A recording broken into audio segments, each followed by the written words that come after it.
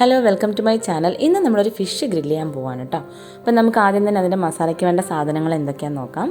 ഞാനിവിടെ സവാള ഒരു പകുതി എടുത്തിട്ടുണ്ട്, അതുപോലെ തന്നെ ഒരു തക്കാളീൻ്റെ ഒരു പകുതി എടുത്തിട്ടുണ്ട്, പിന്നെ ചെറിയുള്ളി, ഇഞ്ചി, പച്ചമുളക് ഇത്രയും നമ്മളൊരു മിക്സിയുടെ ജാറിലേക്ക് ഇട്ട് കൊടുത്തിട്ടുണ്ട്. പിന്നെ അതിലേക്ക് നമുക്ക് ആവശ്യത്തിന് ഉപ്പ് ഇട്ട് കൊടുക്കണം.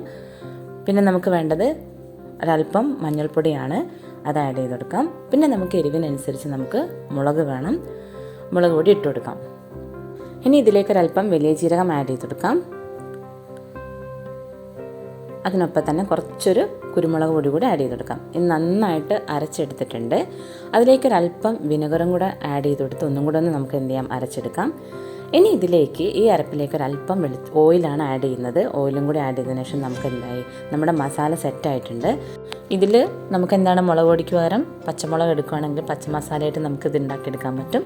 അതുപോലെ തന്നെ അതാണ് കൂടുതലായിട്ട് വേണ്ടതെങ്കിൽ നമുക്ക് എന്ത് ചെയ്യാം, അതിൻ്റെ അളവ് കൂടുതലായിട്ട് ആഡ് ചെയ്തിട്ട് മസാല ഉണ്ടാക്കാം കേട്ടോ.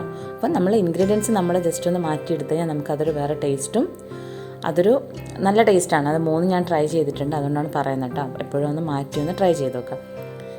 ഇനി നമുക്ക് ഈ മസാല നന്നായിട്ട് മീനിലേക്ക് എന്ത് ചെയ്യാം, അകത്തും പുറത്തൊക്കെ നന്നായിട്ട് പുരട്ടി കൊടുക്കാം. ഒരു 3-4 മണിക്കൂറെങ്കിലും മിനിമം നമ്മൾ ഫ്രിഡ്ജിൽ വെക്കുകയാണെങ്കിൽ നന്നായിട്ട് മസാല സെറ്റായിട്ട് കിട്ടും. ഓക്കെ, അപ്പോൾ ടൈം ഉണ്ടെങ്കിൽ അങ്ങനെ ചെയ്യാം. അപ്പോൾ നമ്മൾ നന്നായിട്ട് അകത്തും പുറത്തൊക്കെ നല്ല രീതിയിൽ മസാല തേച്ച് പിടിപ്പിച്ചിട്ടുണ്ട്. ഇനി കുറച്ച് നേരം നമുക്ക് എന്ത് ചെയ്യാം, ഫ്രിഡ്ജിൽ ഇത് വെക്കാം. ഇത് ഓവനിൽ വെച്ചിട്ടാണ് നമ്മൾ ഗ്രില്ല് ചെയ്തെടുത്തത്. അപ്പോൾ ഒരു 25 മിനിറ്റ് വേണ്ടി വന്നു. ഇത് വെക്കുമ്പോൾ നമ്മൾ ഓവനിൽ സവാളയും അതുപോലെ തന്നെ വെളുത്തുള്ളിയും തക്കാളിയും കൂടെ വെച്ച് കൊടുത്തിട്ടുണ്ട്. അത് കപ്പ ഉണ്ടായിരുന്നു. അപ്പം ഇത് നമുക്ക് തക്കാളിയും ഈ ഉള്ളിയും വെളുത്തുള്ളിയും പച്ചമുളകും ഉപ്പും കൂടെ കൂട്ടിയിട്ട് നമുക്കൊന്ന് ബ്ലെൻഡ് ചെയ്തെടുത്ത് കഴിഞ്ഞാൽ നമുക്ക് നല്ലൊരു ചട്നി കിട്ടും കേട്ടോ. നല്ല ടേസ്റ്റാണ് അതിന്. അപ്പോൾ റെസിപ്പി ഇഷ്ടമെങ്കിൽ ട്രൈ ചെയ്ത് നോക്കുക. നമ്മളെ ഫിഷ് ഇവിടെ റെഡി ആയിട്ടുണ്ട്. ചാനൽ സബ്സ്ക്രൈബ് ചെയ്യാൻ മറക്കണ്ട കേട്ടോ.